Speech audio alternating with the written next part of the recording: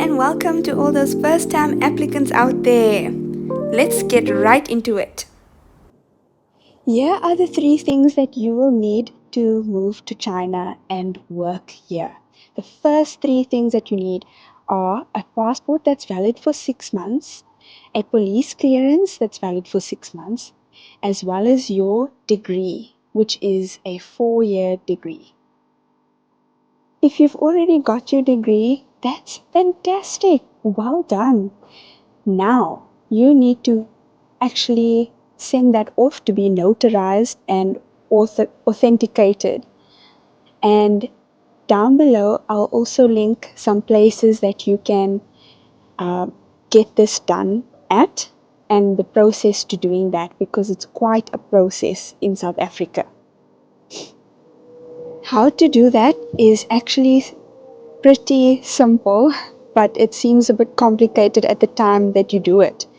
So you have to send your results and your qualifications and your actual degree certificate to a place called Dirco in South Africa.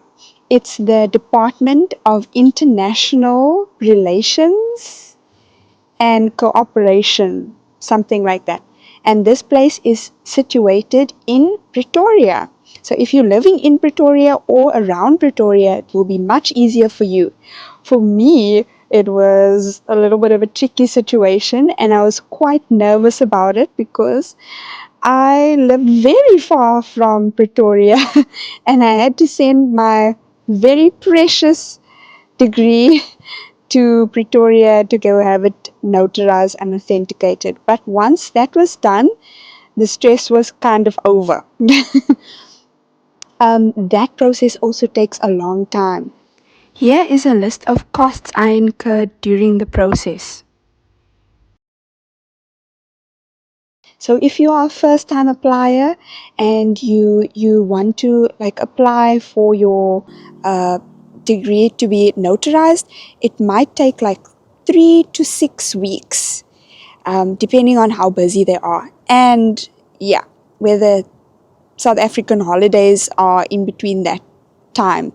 So yeah, rather not do it during December holidays. Once you have your degree notarized by the Dirco place in Pretoria, you can actually send your documents to the Chinese embassy either in Cape Town or in Johannesburg. Just a heads up that a service like Postnet or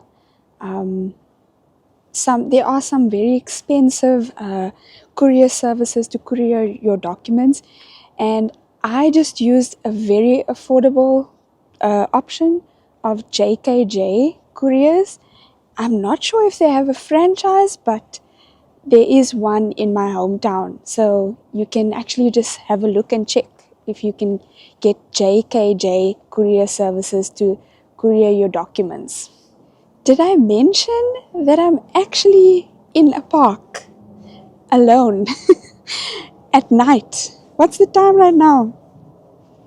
Oh, it's 8:20 in the evening. There's no one around here. Literally no one. Okay, there's one man behind me. But there are also cameras and lights. Super, super, super safe around here.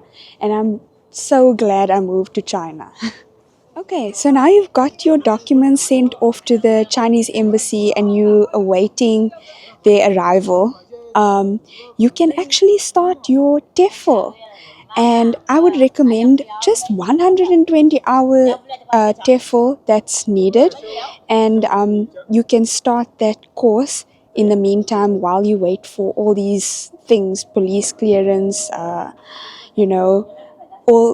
the things that I've just mentioned before. So that will take some time.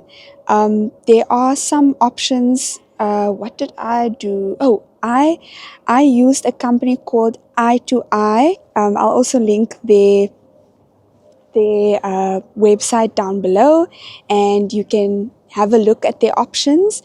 In terms of rand, I'm not sure how much they charge at the moment, but they do have special offers throughout the year, especially like times where it's peak hiring season, you know.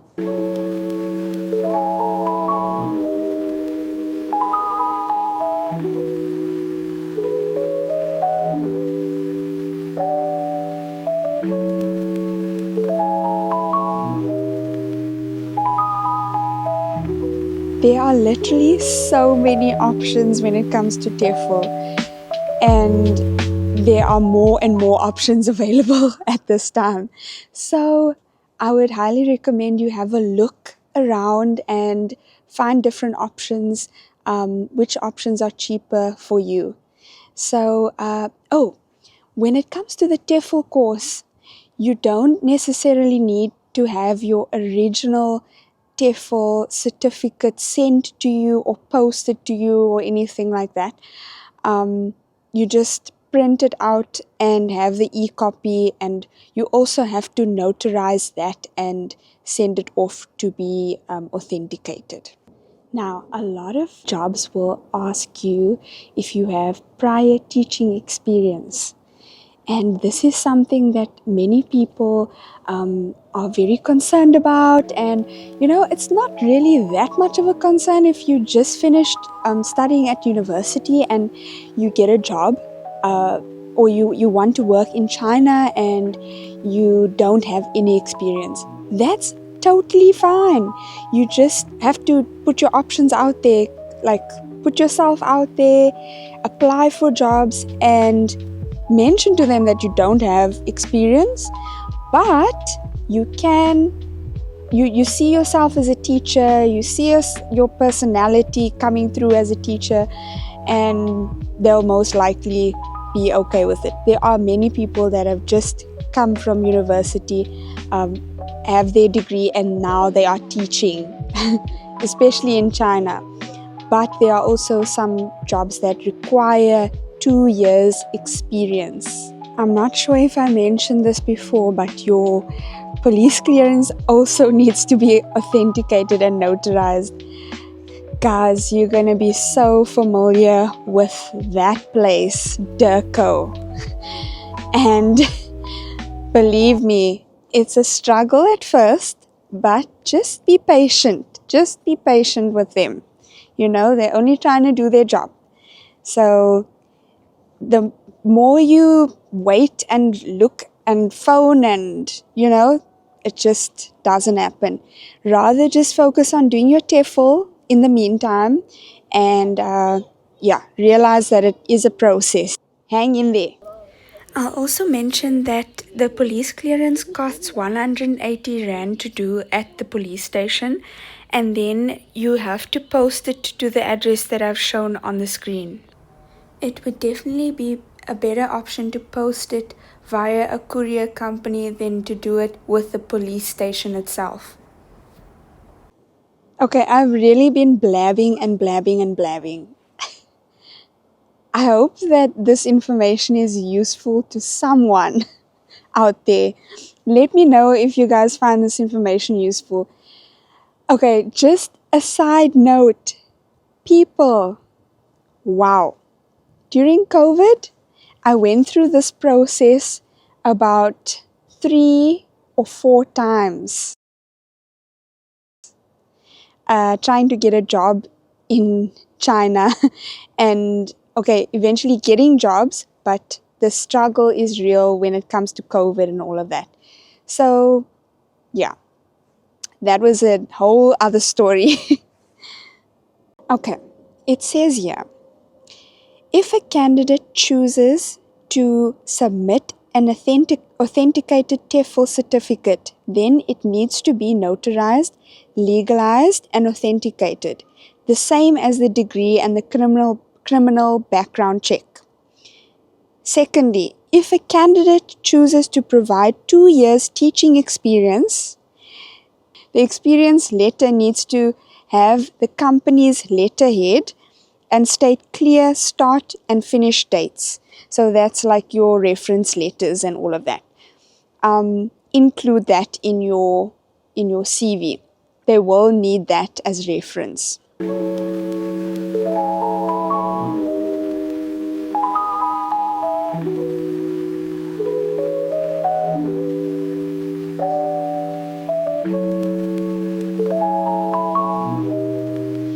you've gotten a job, your employer will tell you that you need to do a medical check. Okay, so what does the medical examination entail?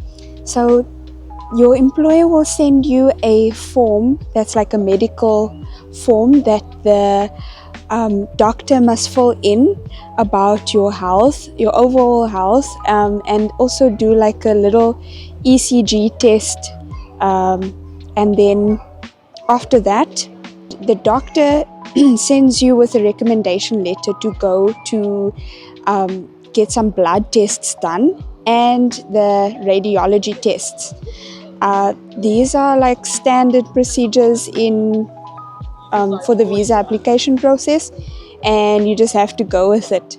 So the blood tests they do are different according to each job position, I guess, but mostly they do the radiology test for like TB and all of that.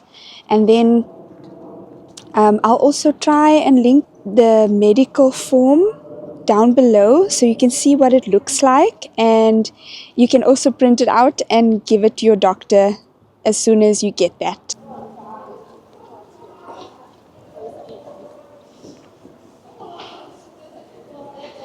In many places in the world, you wouldn't dare find me under a bridge in the middle of the night, you know. But here I am. I've got my bag around me. I've got a camera in my hand, and I don't feel any fear at all. Like, look how dark it is here. Looks a bit dingy. And it's quite a wide bridge too. But I don't feel fear at all. There's actually a little stall here too. Oh my gosh, wow. Okay, anyway, getting back to this process. It takes time, guys. Wow. I can't tell you, like, when I first applied to come and work in China, okay, I had no idea what I was doing. Absolutely no idea. I had no idea it would take that long, because you have to give yourself about like 6 months, I would say, for that whole, maybe 4 months, 4 to 6 months, depending on how long the police clearance takes to do. But I had no idea, absolutely no idea how long it would take.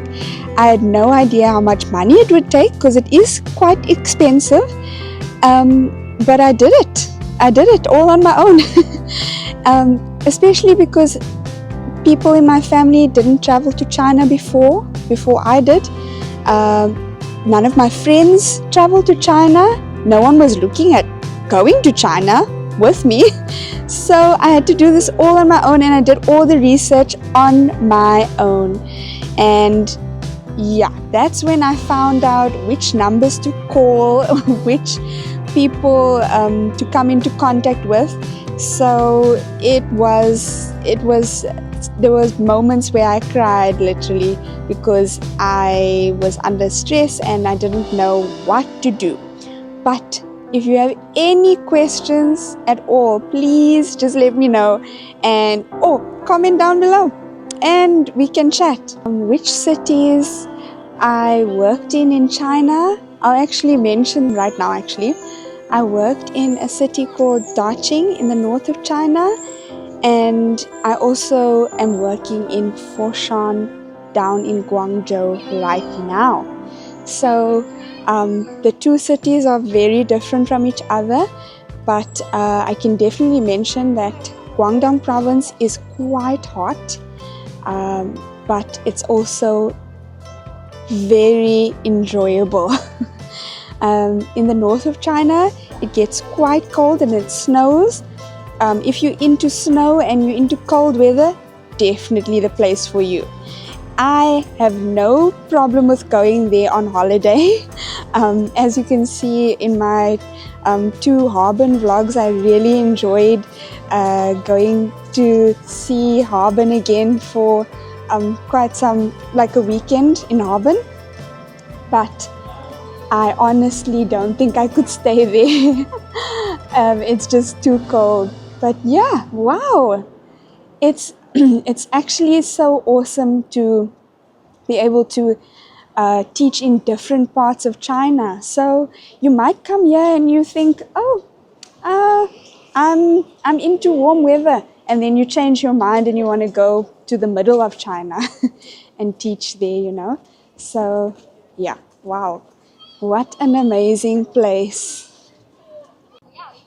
So once you've sent all your documents to get notarized and authenticated, and you've sent some documents to the embassy, you've got those back, you've got your medicals, you've got your police clearance, and that's ready, you can scan it.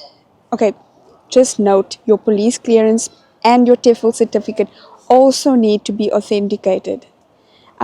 Once all of those documents are scanned in, your medical results are back and they've been scanned in, and you have e-copies of those, you can send them off to your employer, who will then apply for your work permit. And you will also get a letter, invitation letter to come and work in China. So that also takes time, because once all those documents get to China, then China has to process all of that and give you an invitation letter. So please don't be afraid if it takes a lot of time. That is completely normal. I know I was under a lot of pressure and a lot of stress, but it's okay. It will come. It will come. Thank you so much for watching. If you watched until this point, I will see you in the next video.